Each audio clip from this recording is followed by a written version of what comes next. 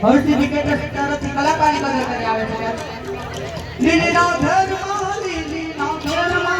જીણા મોર બોલે માં હર્ષિદીના રાજમાં